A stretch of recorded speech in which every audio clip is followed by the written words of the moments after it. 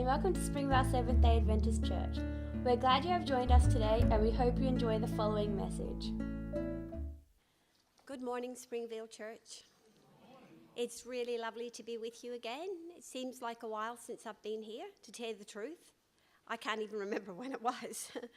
I can't remember if it was last year or earlier this year, because everything goes so fast.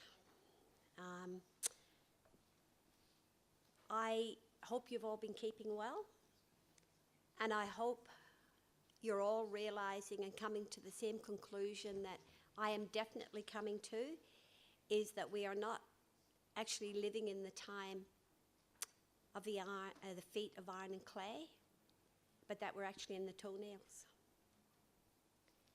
That life here on earth is running terribly short, awfully quickly. And the prophecies are being fulfilled at a great rate. However, as we live this last period of time on earth, and as I don't know whether I will be here, in other words, will I have to be resurrected or translated, belongs to God, and that's the same with all of us. We are called to live as his people. And in actual fact, as I was singing the words of that last hymn, I could feel the tears welling up in my eyes, as it often does when I sing that hymn. It's almost a sermon in itself. So, and being Irish, I like music, but I actually like words to music, because the Irish people are wordy. And I have some friends here who would vouch for that. And the thing about words is they convey a story. And they convey a message. And it's with a story that Jesus told that we're going to start the sermon this morning. And it's from Matthew 18 and verses 21 to 35. I really would love you all to look at your Bibles and read, because you have to be able to get the same message from it that I'm getting and that I got. That's great. Thank you. So, Matthew chapter 18, verses 21 to 35. And it says, "Then Peter came to Jesus and asked, 'Lord, how many times shall I forgive my brother or sister who sins against me? Up to 7? Jesus answered, 'I tell you, not 7 times, but 70 times. Therefore the kingdom of heaven is like a king who wanted to settle accounts with his servants. As he began the settlement, a man who owed him 10,000 bags of gold was brought in to him. Since he was not able to pay, the master ordered that he and his wife and his children and all that he had be sold to repay the debt. At this, the servant fell on his knees before him. 'Be patient with me,' he begged, 'and I will pay you everything.' The servant's master took pity on him. He cancelled the debt and he let him go.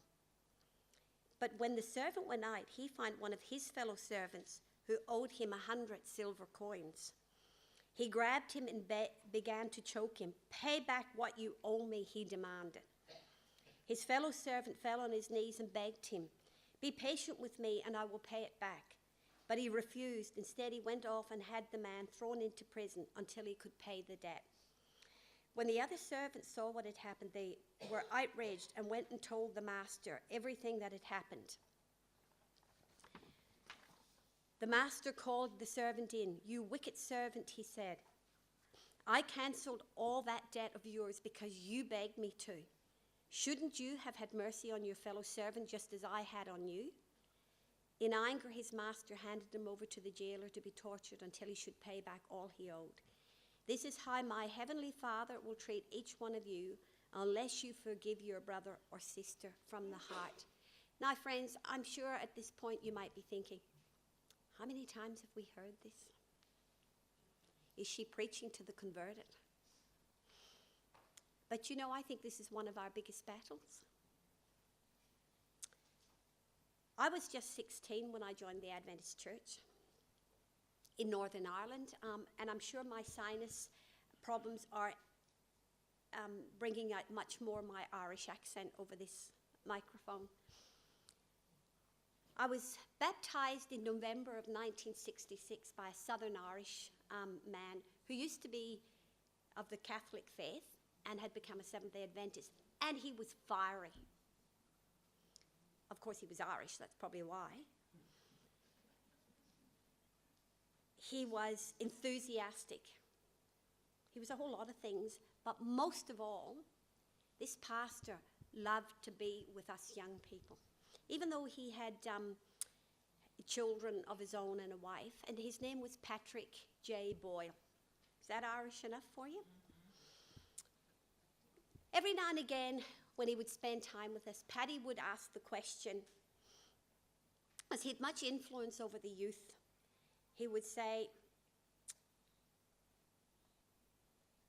what do we need most in life? What do all of us need most? And of course, we were 16, 15, 17, so we had our own ideas about, at that age, what you needed most from life. But his answer was always the same, and it was, we all need love more than anything else. One day, while he was in a reflective mood, Paddy asked us the same question. What do we all need most out of life? So we kind of, teenagers rolled our eyes and thought, not again. And of course, by now we all knew what the answer was, didn't we? We all knew we all needed love more than anything else. You can imagine our surprise when all of a sudden he looked very thoughtfully at us and said no. When we said love, thinking we'd listened, we knew what the answer was, he said no. We need mercy. We need forgiveness. That's the thing we all need most. Even though I was young and I seemed to sense something had taken place in Paddy's life that had made him change his thought process. Only God knows what it was that moved his thinking from love to mercy. However, his answer that day never left me. I thought a lot about it. The parable we read this morning is very challenging in many ways, because to tell you the truth, friends, it really goes to the heart of what it means to be a Christian. And there are many outward things that we can do to show our Christianity.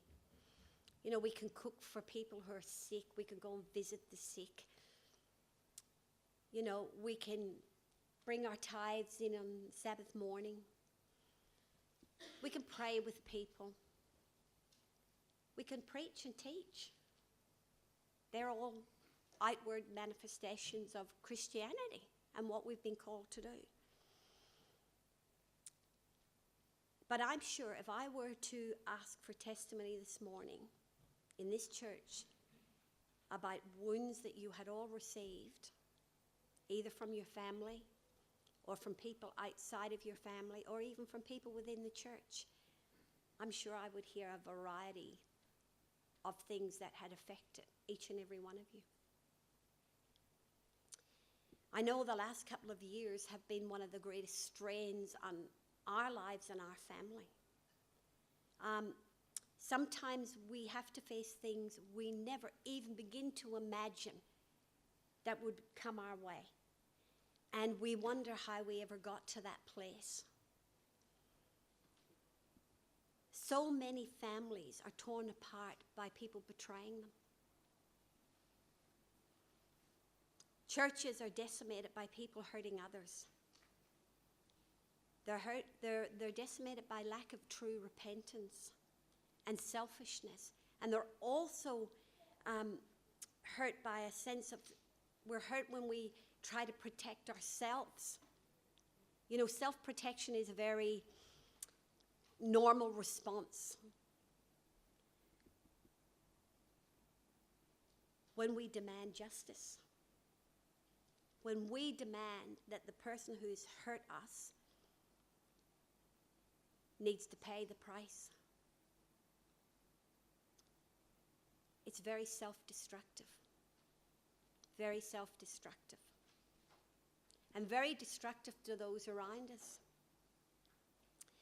So where do we go with all this, friends? To tell you the truth, I only know one answer. And that is to take heed of what Jesus has told us within that parable we just read. If we truly reflect on his life, we will see the example that has been set for all who are called by his name. So the idea is for us living in 2017 to reflect the image of Jesus. Is that a fair enough call? And who are we reflecting the image of Jesus to?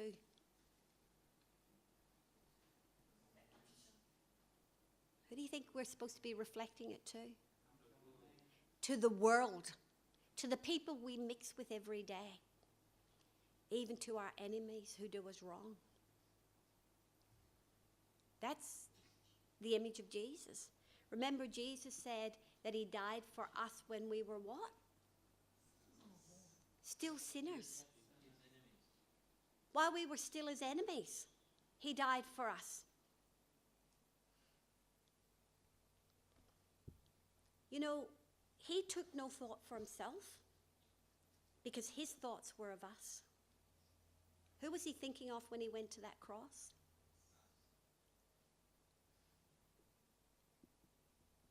He took his sin upon him, our sin upon himself, even though he had done no wrong. He didn't deserve one bit of what he went through that time. Was he a perfect person?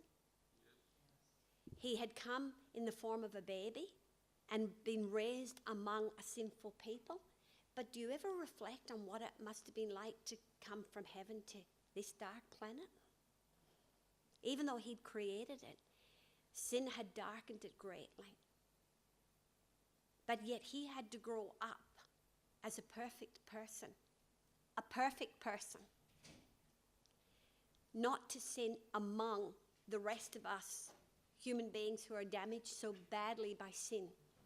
Have you ever thought what it was like for him to grow up among and see the attitudes that we share with each other and how we treat each other? You know, in the Bible it says he was a man of sorrow and familiar with suffering. What made him sorrowful? What made him feel like that? The way we treated each other. I'm a parent. We've got children and grandchildren. I'll tell you what, it really upsets me if my kids are having issues with each other. Because we want to love everybody and we want everybody to get on. That's what most parents want. So imagine what Jesus wanted, but he understood how broken we were. He came to a people who were steeped in sin, who were selfish, who were full of pride and arrogance, and a people who would demand payment for the wrongs that were done us. That's the general attitude of people in this world today.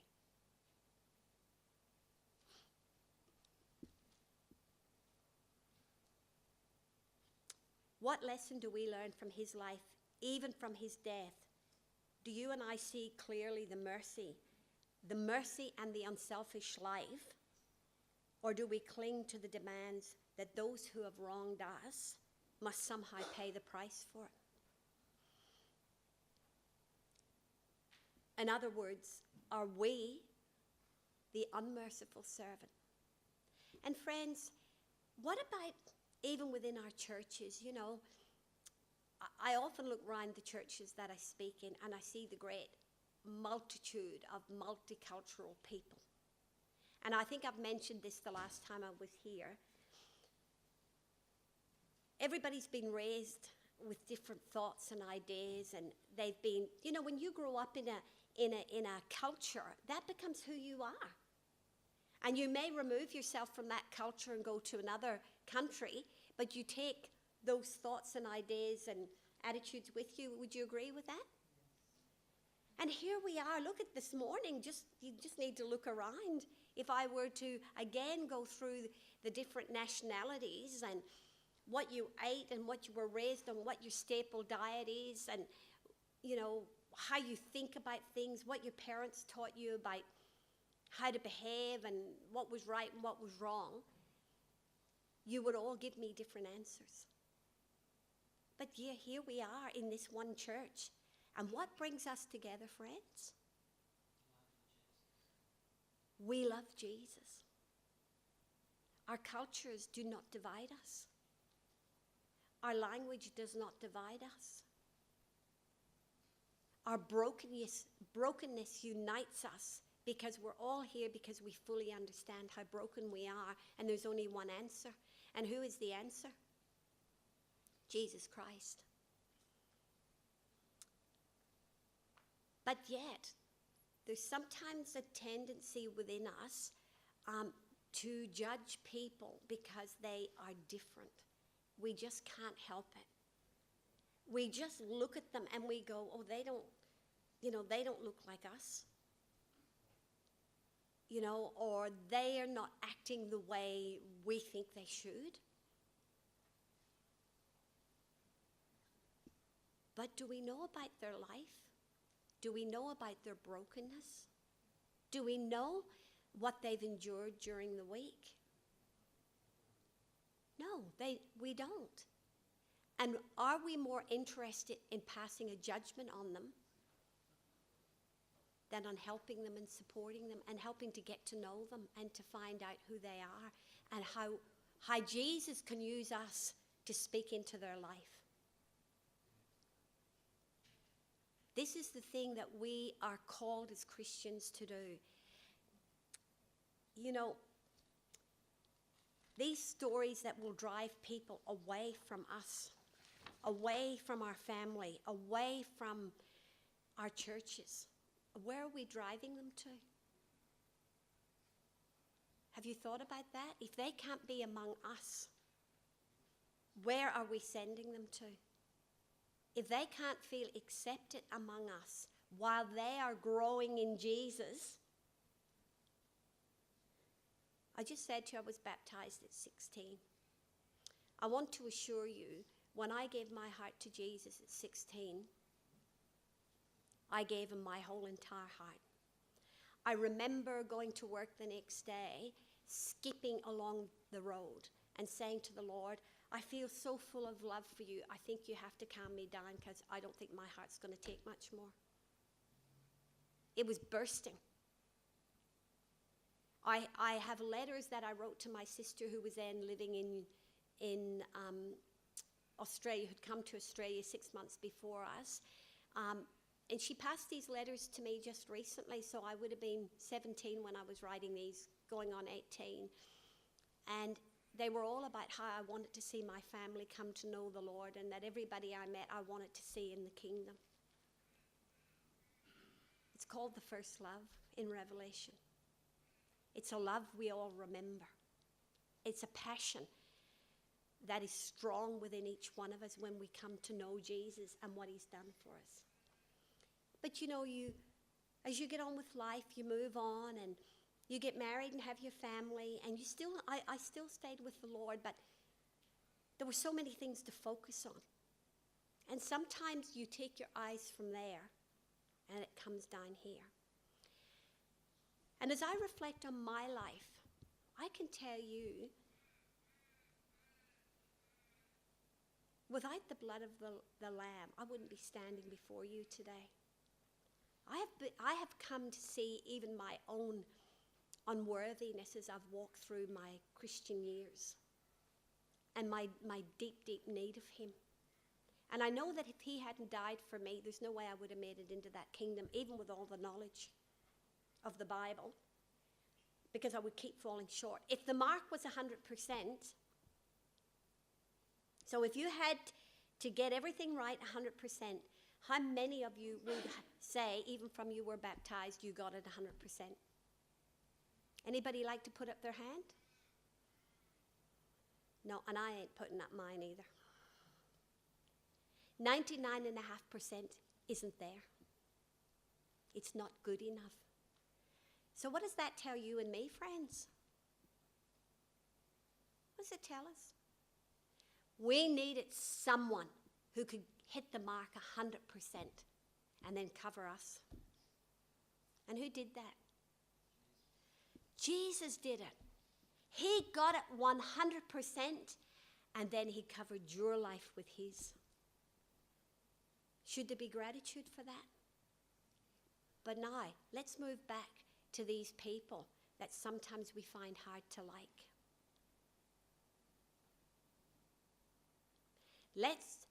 Let's think about the people in church that seem odd. They don't eat what we eat. They maybe don't look the way we do. I tell you, a couple of weeks ago on Facebook, I saw a video. And it was the story of a pastor who was taking up a new position in a church. So he was meeting and going to preach that morning for the very first time. Now, obviously, the elders of the church were in on what I'm just about to tell you.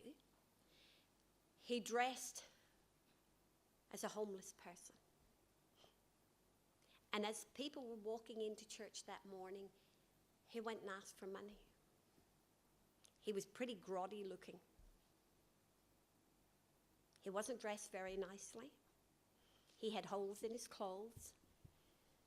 He had shoes that had holes in them. He'd let his beard grow. He'd messed up his hair. And he went and he would say, "I'm hungry, can you?" And they'd say, "Please." Most people ignored him. And they came into church and in they filed. And then to their horror, he walked into the church and took a seat on the front pew. Everybody was horrified. So one of the deacons came down and said to him, "Would you mind coming with me?" And they moved him from the front seat to the back. And so they got on with prayer and they paid their tithing and they made their offerings and they sang their songs of praise to God. And then the elders said that they were going to introduce the new pastor. Would they warmly welcome him? And the guy got from the front seat, the back seat, and walked down the aisle to their horror and stood at the pulpit.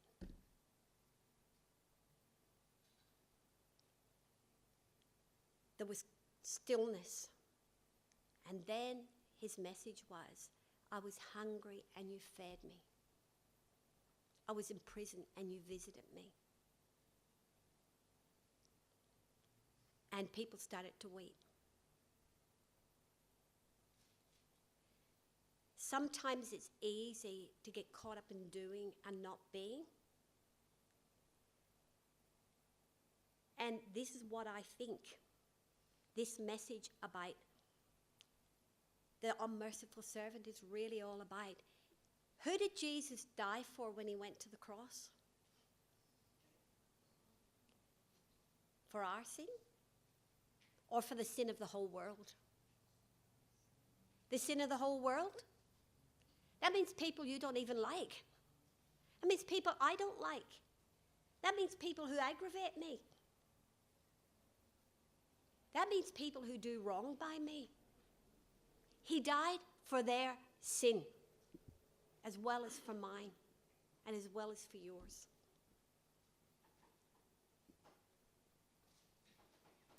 Does it make you feel like passing judgment?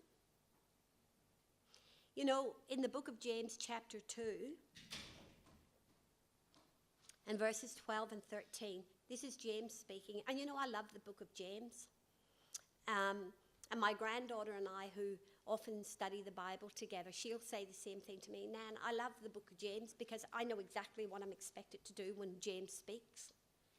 I don't have to wonder what he meant because he's so blunt. And I like bluntness. I like to know. This is what he says. "Speak and act as those who are going to be judged by the law that gives freedom." What does the law give? Freedom. We serve a God who called us to freedom. He didn't bind us up with rules and regulations. And if you don't do this, you know, when Jesus went to the cross and died, what else do we need to add to that to be saved? Yes, to offer ourselves. But can we add anything to that sacrifice? Was it complete? Let us remember that. It was complete. What Jesus did for us is totally complete. We don't need anything else. We just need to believe and trust him. Yeah. This is what it says in James.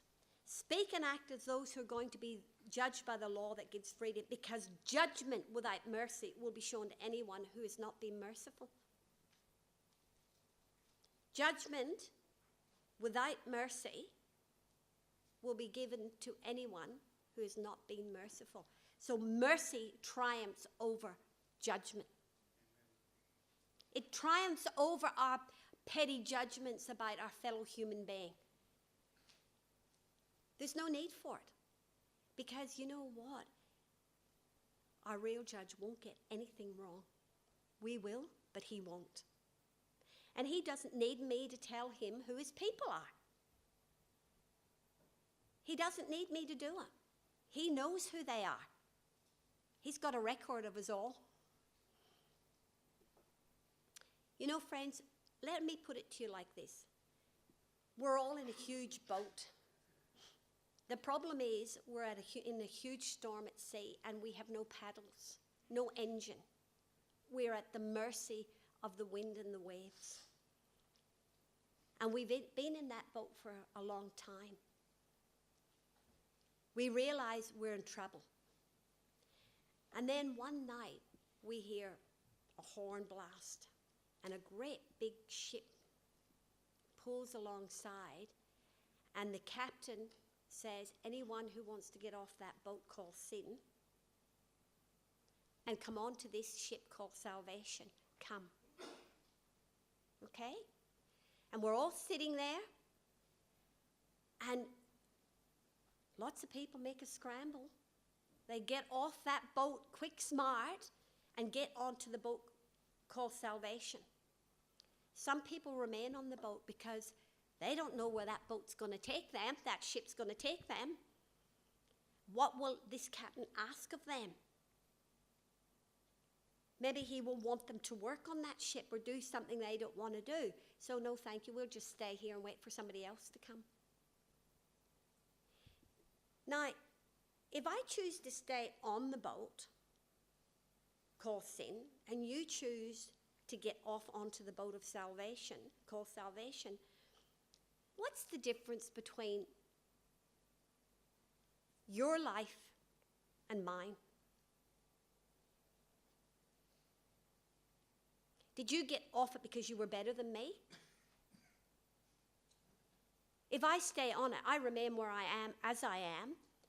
You got off because you took the opportunity that was given, the opportunity for freedom and safety and the protection of this boat called salvation. You didn't get off the boat because I wasn't called. We were all called. You just chose to accept, to take salvation. It wasn't because of your goodness. And it didn't make... Sorry? Because you're smarter. Smarter. I would think that's true. I think the one who gets off the boat called sin and gets on the ship called salvation is a lot smarter. However, it's not because of our goodness we end up on that boat. It's because of the goodness of the captain who wanted to redeem us from the angry seas. Agreed? Today, I want you to imagine this. I want you to think for a second of someone that you have struggled to forgive. Someone who hurt you deeply to the core and who wounded you to the core, and you just struggle with forgiveness towards that person. I'm sure you've got someone in your mind. I mean, I could name lots of people. But I might have been more unfortunate than some of you, but somehow I died it. Now, I want you to imagine we are all standing in a line going before God to give an account of our lives. That person who sinned against you is standing beside you. Now, here's my question. Whose sin are you thinking about at this particular point in time? Anyone like to say whose sin they think they'd be thinking about? I'd be thinking about my own sin. I'd be going, hang on, I know they did that to me. I know they hurt me and wounded me, but no, I've got to give an account for me now. Who did I hurt and wound? How many people did I trample on? What about the time I did this? What about the time I did that? What about the time I failed to do that? I'd be thinking about me. So my suggestion, friends, is that we live our life thinking about ourselves and let go of the people who've wounded and offended us and just think about ourselves and how we will one day have to give an account. And free that person, just like the person who was owed a lot, who owed the king a lot, was freed. And it reminds me of another story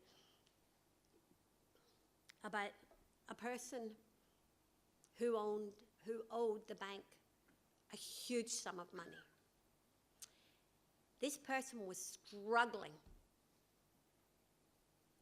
to pay even the interest on the debt. But one month, the bills arrived in such a way that he realized very quickly he was in trouble. He couldn't even meet the interest. So he had no choice but to go to the bank manager and try and seek some terms.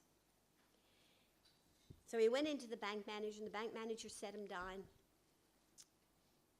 And he said, listen, he said, I've just come to tell you this. He goes, I'm struggling. He said, I've had so many bills this week, I am not going to be able to manage to even pay the interest. So the bank manager went on his computer, pulled up his file, and he said, why are you in here at all? And he said, well, because I don't want you to take my property from you, and I don't want you to, he goes, I've got kids, I've got a family.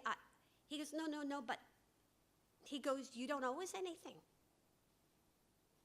And he said, what do you mean? He goes, and he rattled off the sum, and he said, oh yes, but yesterday someone came in and cleared your debt. Someone came in and absolutely wiped out your debt. You don't owe us 1 cent. How do you think that man felt? Do you think he continued to try to pay the debt? Sometimes we do. Do you know that? Do you recognize that? That we still continue to try to pay the debt. And we can't. All our goodness and all our righteousness is as filthy rags. We cannot pay the debt. We can only thank Jesus for it and love Jesus.